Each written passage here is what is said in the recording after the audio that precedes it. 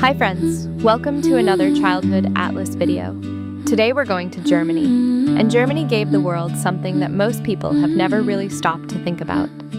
A single idea that changed how human beings understand children and childhood everywhere. I want you to picture a 4-year-old. It is raining, there is mud, there are sticks and puddles and a whole forest. And this child has been here for hours. No adult has given them a single instruction, no screen, no lesson plan, just a child and a forest and time. Now picture that same child 6 years later.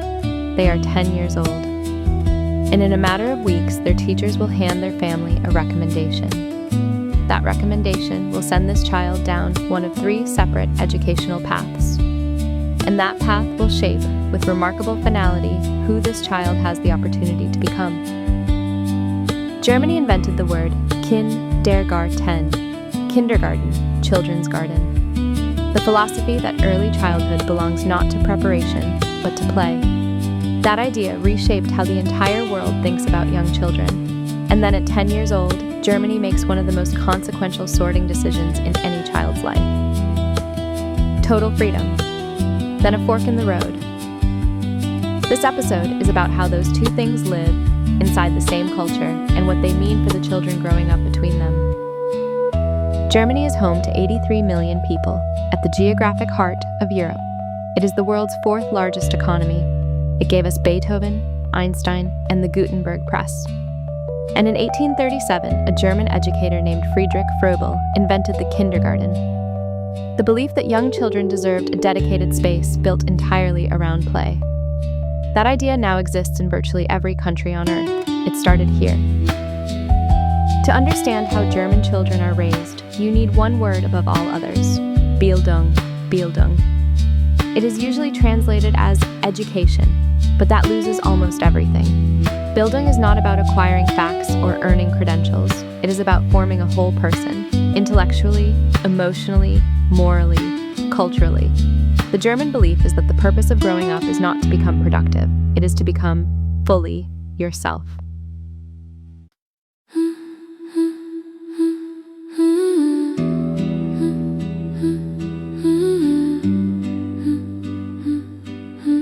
When a baby is born in Germany, the state steps in immediately. Germany offers up to 14 months of paid parental leave, shared between parents at 65% of salary. Fathers are actively encouraged to take their portion. The result is that German infants spend their earliest months in the presence of both parents. The message from the state is unambiguous. This child matters, and we are investing in them from day one. Between ages 1 and 6, most German children attend a Kita, a Kindertagesstätte, which means roughly child day place. But don't picture a classroom. There are no worksheets, no reading lessons, no formal academic preparation. The Kita is built around play, outdoor time, and social learning. German early childhood philosophy holds that academic pressure in the first years is not just unnecessary, it is actively harmful. Germany also gave the world the Waldkindergarten, the forest kindergarten. No classroom, no building, just children and an educator spending the entire day outside in all weather. Rain, cold, mud, snow. The conviction is simple, that outdoor play in unstructured environments does not just build physical health, it builds character, resilience, and creative thinking. There are now over 2,000 forest kindergartens across Germany. There's another German word worth knowing, Spielraum. Spielraum. Literally, play space. But in German culture, it also means room to maneuver, the freedom to act and decide for yourself. German parents take this seriously. 7-year-olds ride public transit alone. 8-year-olds walk to school unaccompanied. The logic is direct. A child who is never allowed to navigate risk never truly learns to navigate the world. Formal school in Germany begins at age 6. The Grundschule, primary school, lasts 4 years. In most states, classes end at lunchtime. Homework is light. The emphasis is on social development, curiosity, and foundational skills. For those first 4 years, German school feels, in many ways, like an extension of kindergarten. And then, everything changes. At the end of primary school, every German child is sorted. Based on academic performance and teacher recommendation, they are directed to one of 3 secondary schools: the Gymnasium, for students expected to pursue university; the Realschule, a middle path toward technical and vocational careers; or the Hauptschule, the most foundational track. These are not soft suggestions. They are legally binding pathways, decided largely by the assessment of a 10-year-old's teachers about who that 10-year-old will become. Students on the gymnasium track spend years preparing for the Abitur, Germany's university entrance exam. Unlike Korea's Sunyoung, a single catastrophic test day, the Abitur unfolds over several weeks in 12th grade, across multiple subjects. And here's something remarkable. University in Germany is free, not subsidized. Free, for every student who earns the Abitur. The system's message is explicit: do the work, and we remove the financial barrier entirely. But Germany has been wrestling with something uncomfortable about this system. The tracking decision at 10 is not purely about academic ability. Research shows that children from wealthier, more educated families are disproportionately recommended for the gymnasium. Children from immigrant families and working-class households skew toward the lower tracks. Germany believes deeply in Bildung, in the formation of the whole person. And yet the system sorts children before they have had a chance to fully become anyone.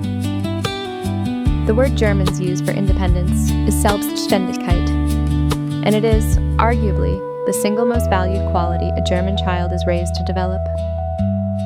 German parenting emphasizes the individual not in a self-centered way, but in a deeply self-reliant one.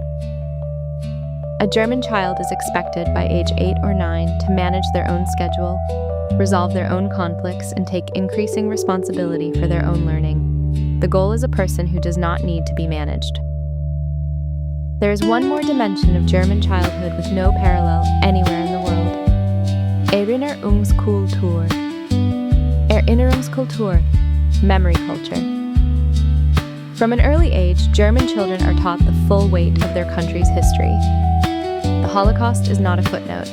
It is studied for years, with memorial visits, survivor testimonies, and personal reckoning. Germany has made a deliberate choice. Children are not too young to face hard truths. A society that forgets, repeats. Bildung, as a living philosophy, demands something from everyone in a child's life. From parents, the willingness to step back and allow failure.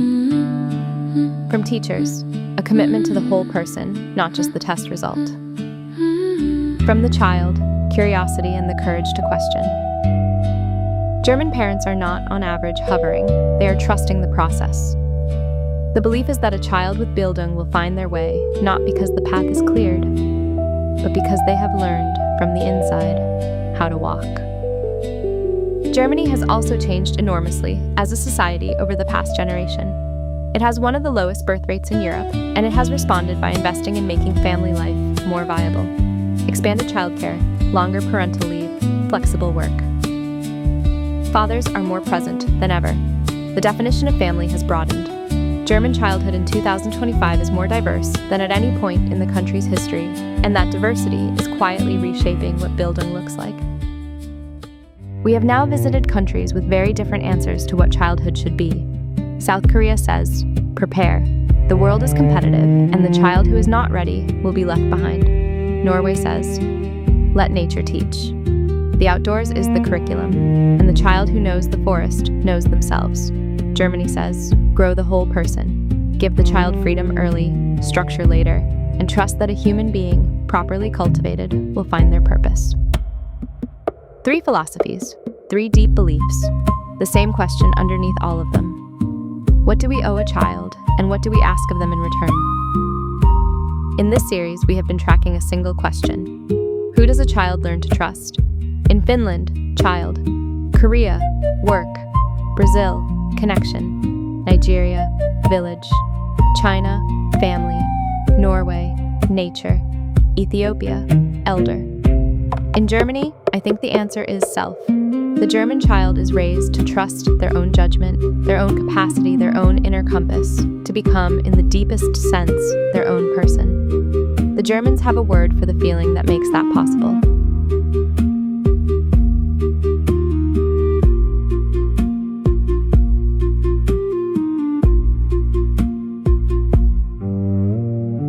Geborgenheit. Geborgenheit. There is no clean English translation. It means safety, warmth, the feeling of being held and protected and known. Not pampered, not shielded from difficulty, but seen, rooted in something real. It is what German parents at their best are trying to create. Not a child who scores highest or achieves fastest, but a child who is, in the deepest sense, secure. Secure enough to be free. Geborgenheit. Here's something to sit with. Was there a moment in your childhood when you were given real freedom and you didn't know what to do with it? Or a moment when structure was taken away and you surprised yourself by what you found underneath? Go through the comments below. I go through every single one. If this episode made you think about your own childhood, that is exactly what this series is for. Subscribe so you don't miss our next stop. And if you haven't seen the Norway or Finland episodes yet, they are the perfect companions to this one. 3 countries, 3 very different philosophies about what a child needs. Next time we are heading to Indonesia. I'm Mara. See you next time. Bye, friends.